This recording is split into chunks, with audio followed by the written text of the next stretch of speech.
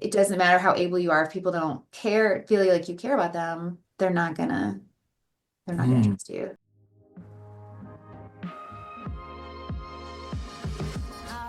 Welcome to the Leadership Initiative, where we explore the art and science of leadership through thought-provoking conversations with experts, thought leaders, and change makers. Whether you're a seasoned leader or just starting out on your leadership journey, this podcast is designed to provide you with the tools and inspiration you need to lead with purpose and make a meaningful difference. Today's guest is Dr. Laura Little. A professor in the Department of Management at the Terry College of Business, University of Georgia, Laura has a background in organizational behavior and research focused on emotional intelligence and work-life dynamics. Dr. Ben Tepper and Laura discuss pressing leadership challenges in this conversation, including balancing well-being and productivity, the importance of benevolence in building trust, and how to overcome cognitive distortions and manage major life transitions. So let's dive in. Okay. So if you could tell me a little bit about your journey, and actually I don't know that much about you. So start from the beginning, how did you get interested in our field? And then, as that interest grew, what happened and what are the key developments along the way that explain why you're here? I was a psychology major undergrad. I went to Vanderbilt, and I always had an interest in psychology and trying to understand how people worked, how they made decisions. But I didn't really know much about academia. I didn't have much exposure to it aside being a student. I didn't really think about being a faculty member. And so I got my BA in psychology, and then I went and got a MBA at Texas and kind of combined the psychology with the business side, and then worked for a little while and realized, and I got really interested in emotions at that time and how leaders use emotions and how, like, why doesn't my organization care that they're making everybody mad and it's having implications for their behavior? But I got a PhD sort of on a whim because I was tired of traveling with work. And my husband is from Tulsa and he wanted to be in Tulsa. And so I called up Oklahoma State and said, hey, can I join your program? And they very kindly let me in. And so, during that time, developed more of an interest in emotions. I had two babies in that program, so I got interested in work-life stuff, which I also look at now, and came to Georgia with this desire to teach in a very and do research, but in a very practical, applied manner. And so I ended up teaching a couple of leadership classes early on and really liked it because you could really apply those classes. And when our current dean, Dean Ayers, took over the dean role, he called me up and asked me, somewhat surprisingly and unexpectedly, to be the director of our Leadership Institute. And so that's when I really started not only really focusing on leadership in a teaching perspective, and then also being a leader, which was an interesting combination of things. It's easier to teach, I think, it turns out, than Okay. necessarily be a leader. That was 2014, and our program, the Institute for Leadership Advancement, was very focused on self-awareness and bringing in students who were our mission was to develop, values-based, impact-driven leaders. So really trying to focus on them understanding who they are and how they can make a difference in this world. And so I taught that course I taught the first course in that program for 10 years now, and I continue to teach it. And then this year, also added a leadership and wellness class to that I'm teaching to the MBA students. So that's sort of a brief overview. I may have missed some things in there, but kind of how I got here. And then a couple of years ago, I did decide that it was time for somebody else to take on the director role. Because it was always kind of pulled between research and administration, and decided I wanted to focus a little bit more on research. And so now we have the wonderful Stacy Campbell in that role. Okay, that's good. This is exactly what I was hoping to get. In your opinion, what is the most pressing leadership challenge today? Yeah, I mean, I guess start to think about leadership challenges at different levels of leadership, right? I mean, certainly, you can't help but think a little bit of like leadership of our nation and then but I don't necessarily want to get into that. But I think that there's these challenges that we have from an organizational perspective of managing the climate that we're in, managing the bottom line, manage people, making sure your people are cared for. And I think that really trickles down of like, how do we balance this situation of like productivity and well-being, and at every level. I think, from organizational level, from middle managers, I think are sort of in this kind of tough position of having to make sure that there is this productivity and that trickles up, but then you're being asked to make sure that their employees have some sort of well-being, of course, depending on industry, some more than others. And that's a hard position to be in. I don't know if anybody's looking at their well-being. And so, I mean, this is probably reflective of this recent class I taught on leadership and well-being, but I think that balance of being productive and successful and managing employees well is a huge challenge. So if I had to sum it up. Okay, that's good. That's good. Is there something that strikes you that practitioners commonly misunderstand about leaders and or leadership?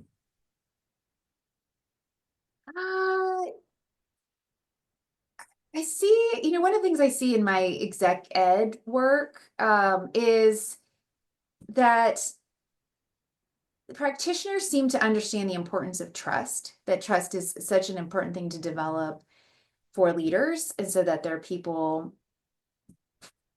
follow them well. I think what they don't always understand is the benevolence aspect of trustworthiness, right? That there is this component that they feel like perhaps the ability side of our trustworthiness equation is really important, that we need to tell people how able we are and how competent we are, and leadership really should revolve around that. But that really, to be a good leader, you have to show that benevolence angle, and make sure people realize that. And that's such a fundamental aspect of trust.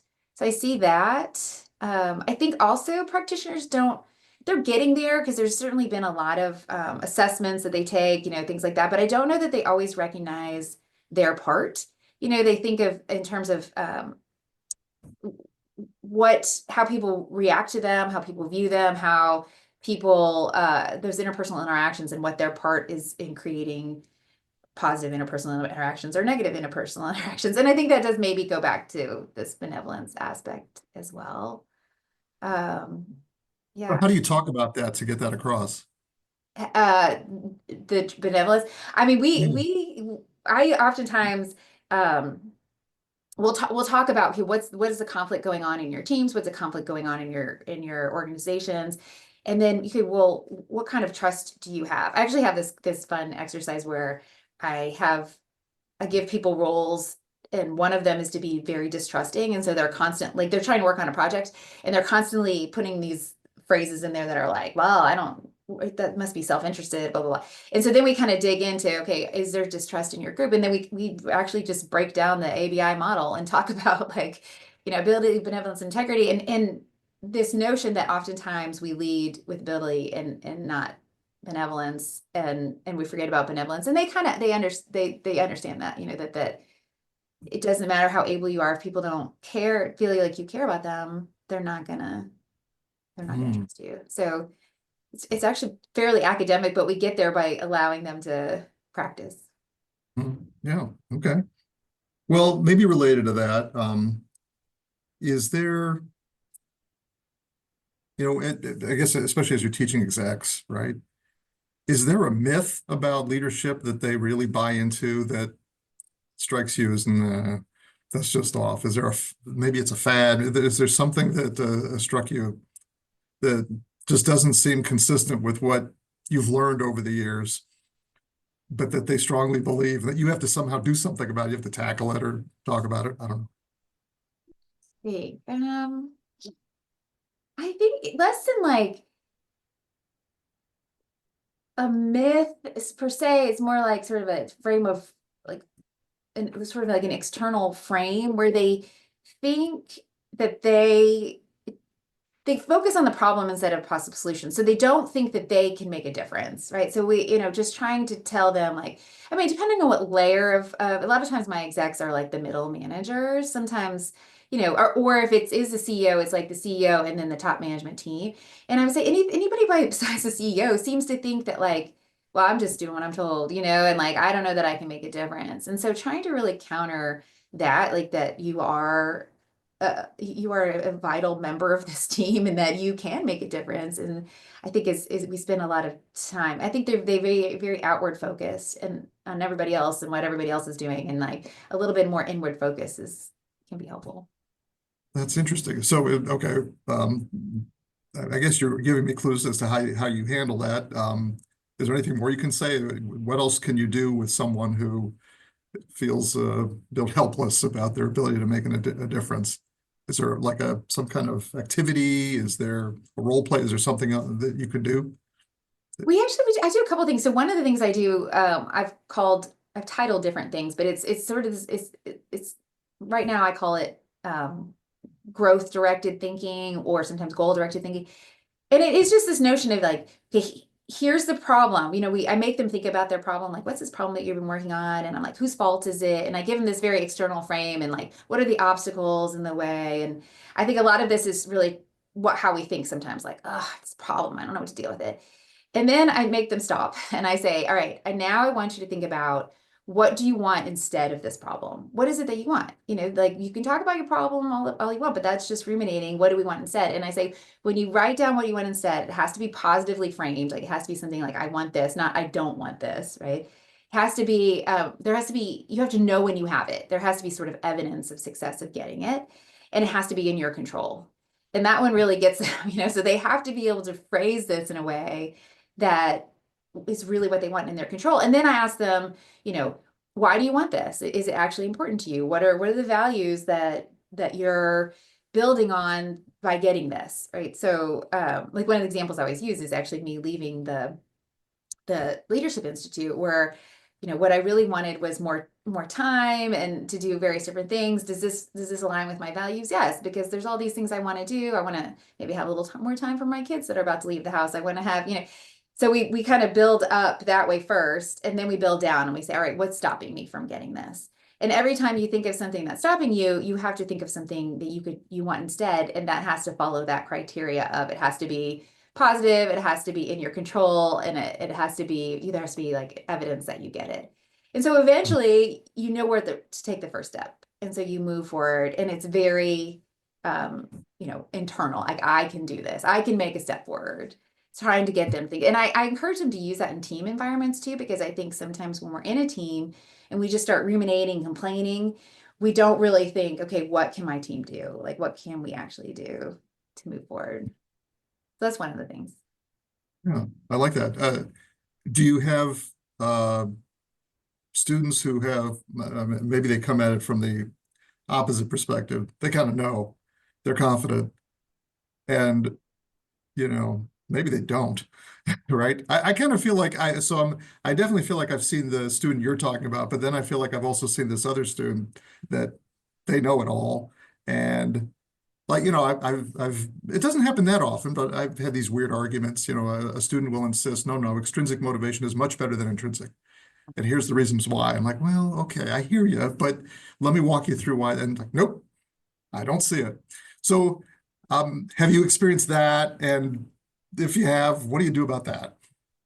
Yeah, it's funny. I think my class is my frame oftentimes is very self-awareness focused, right? So let's learn about you, let's figure out, and they do these assessments. So the thing that they push back on with me is more like, no, that's not right. I'm not that. I don't have that weakness.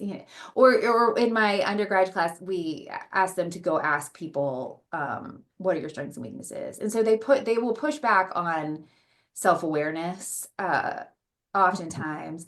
A lot of less than, specific.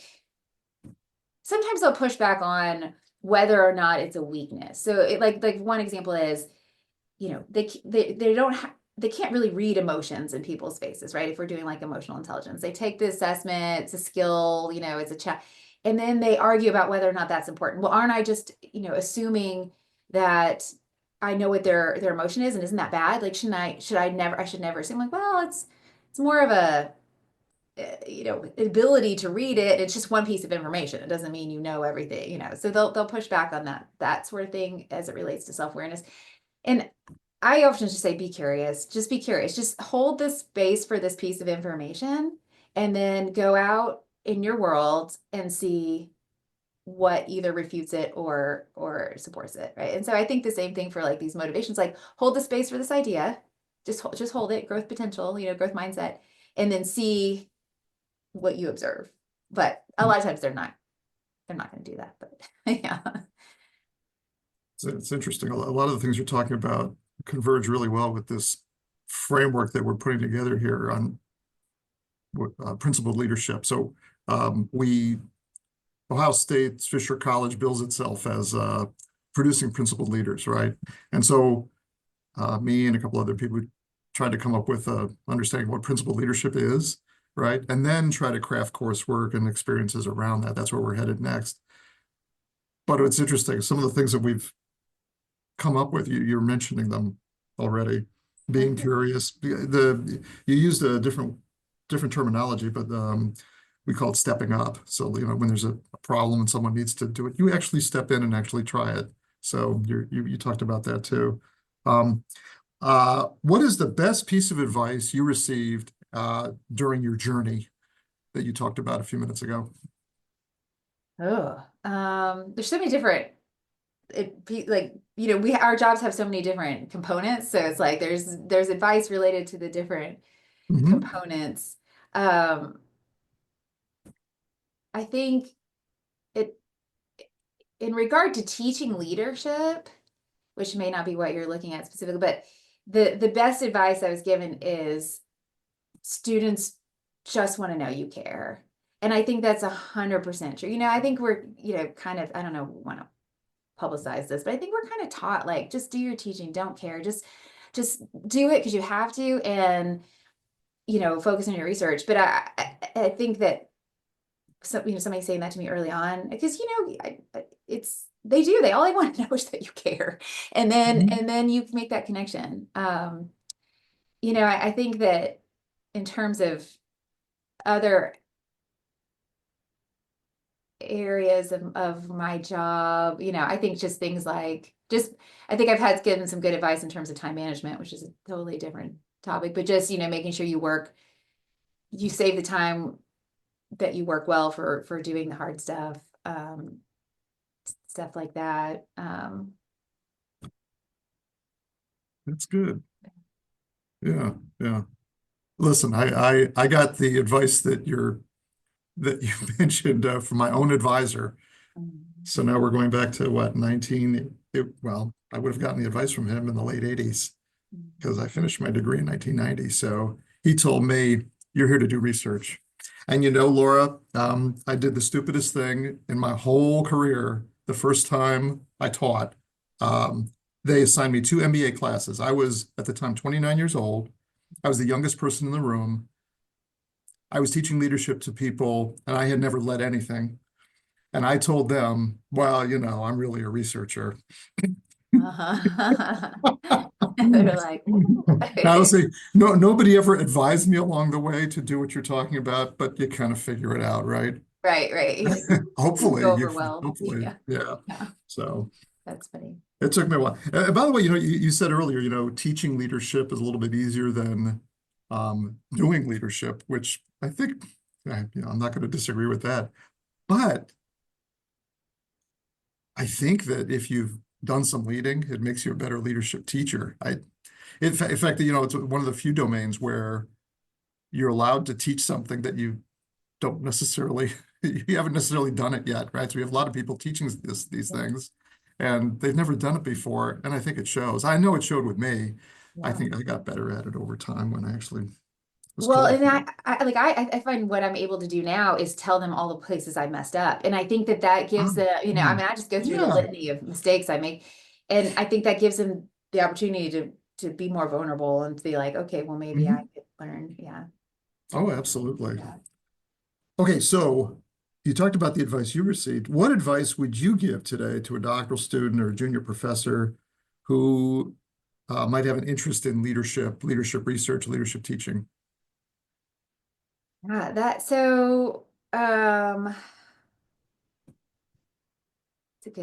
a good question. I'm trying again, like I think of all the different aspects of our job.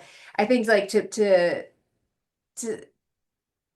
tie all those aspects together in a way that could be helpful is just find some aspect of it. I mean, leadership's a big topic. Find some aspect of it that you're very passionate about. Like, what is it? I mean, and that will infiltrate into your research and your teaching. You know, what is it that you find so interesting about leadership? What angle are you trying to take? It's very broad advice for very broad, but I think is important. I mean, we were doing PhD applicant interviews today, and they asked me like what advice you give overall for PhD, and I was like, just resilience, you know, like it's a long career and there's ups and downs. You're constantly getting anonymous feedback, whether it's from students or from reviewers, and have that growth mindset and just find a way to learn from all that feedback. Yeah, yep, that's very good advice. Let's see. Is there a particular leadership concept that you really like talking about? And how do you talk about it, or how do you teach it? I do a lot on, I don't know if this is me driving this or just the exec ed group driving this, but I do a lot on emotional intelligence. I talk a lot about, and I think from a perspective of like self-awareness, it's a good, oh, you know what I like to talk about, which is probably not, no one else is, from the perspective of emotional intelligence, I don't know that anybody else would have this answer, is cognitive distortions. I find cognitive distortions from like cognitive behavioral therapy like super interesting, and so I think part of our ability to like as leaders. Tell us what that is, because I don't even know myself. Go for it. So there's this notion from cognitive behavioral therapy that like we have, when we look at the event cognition feeling relationship, and I don't really do research in this area, but I do talk about it in class. When something happens to us, we interpret it. Like, maybe we have a primary emotion. I don't go into all that detail, but then we interpret it and then we have an emotion. A lot of times those interpretations are distorted though, right? They're distorted by either, there's some specific examples like mind reading, like I'll see my PhD student do like, so-and-so hates me and they did, and you're like, but did they say that? You think you know what they're thinking, but you don't. Or jumping to conclusions or focusing on the negative and discounting the positive. And so there's all these examples of like distortions that our brain have, and we have ones that we particularly like, like the example I give in class is always like my child will not turn in an assignment, and I'll be like, well, he'll be in jail one day, like you use one little piece of information and like it exaggerate the possible outcomes. And so this creates all this angst, and it can create a lot of problems in the workplace too, where people run with other people's cognitive distortions, like they'll tell a story and it'll be like, here's what happened. And then somebody will think that's really what happened, but it's really just their cognitive distortion. Anyway, so I'm fascinated with this notion in terms of like how it influences how we manage conflict, how it influences intergroup dynamics, how it influences all these other things. So I like to talk about that in class because I feel like everybody has them. Everybody can relate to that, but we don't point them out to people very often. So I think that's really interesting. Is there an activity that you use that works well for this? I usually just put up like I have a slide that has 9 of them on there, and I say, okay, and I explain and I admit to my own distortions that I like to use, and then I put them in groups and say, all right, let's be vulnerable. Okay. Let's talk about our distortions and and then how do you overcome those? So like, as I said, my classes are very self-awareness focused. So this is part of that idea, like you got to learn yourself and then lead from there. Oh, that's excellent. Well, yeah, if you want to be flexible, you have to know who you are to start with, right? Makes sense. Is there a particular research question that is bugging you and that you really do want to address, time permitting? Well, you've been really productive, even though you've been ensconced. Is there something that's just nagging at you and you really want to work on it? Well, this I actually am working on, so maybe it doesn't isn't Yeah, that works. qualify. Yeah. But I think I'm fascinated right now with role transitions or life transitions. I think as you know, I'm about to be an empty nester. My parents are 79. They need to transition into some other place. They're resisting. And you know, and then I look at colleagues and stuff. I have a co-author who just had a baby. There's all these different stages in our lives that impact our work and our psyches, you know, but that we don't really account for that much. I mean, in our literature, I think that especially the work family literature, it's just sort of everything is lumped together. And so I think that is an interesting thing. How do we handle these transitions? That's really interesting. How are you studying this?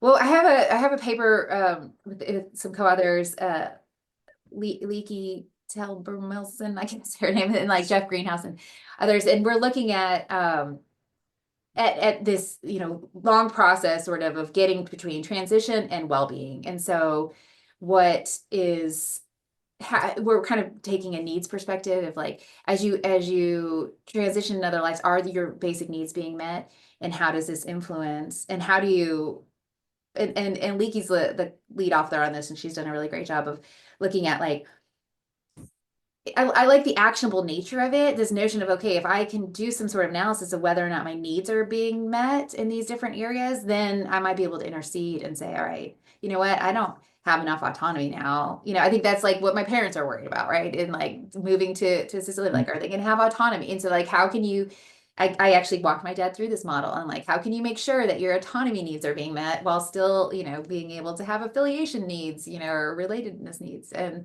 I like that, breaking that down in terms of making it actionable. Yeah, yeah. This is good. I like it. You know, I agree with you. I think our literature, sometimes I worry about it. I mean, I'm very close to the end of my career now, and I wonder about the future. We tend to focus a lot on small stuff, and I think that there's some big stuff that happens, and I don't know. There's a lot of stuff on like little nudge things that happen, like, oh, you know, you got into a little argument this morning, and how's that blow up your whole day? And then the next day, I'm thinking, my gosh, you know, there's big stuff happening. Like, you know, my kid's leaving the house. That's a big deal. And that's gonna, you know, that's got to swamp the effect of these little tiny things that we spend a lot of time. Like, did I get a good night's sleep last night? Yeah, okay, well, that's important. But, you know, there's the bigger thing. Like the reason I'm not sleeping well is because, you know, I'm worried about my kid, and worried about my mom, you know, I don't know, is she going to be okay? So I think you're on a good track there. I like that. I'm Yeah. glad. You think so. Well, we may have come to the end. Okay. Well, Laura, thank you very much. I appreciate your time, and we'll be in touch soon, and I thank you very much. Thanks again for listening. This podcast is presented by the Max M. Fisher College of Business at The Ohio State University. For more episodes, find us on Apple, Google, or podcast.osu.edu/leadership initiative. See you next time.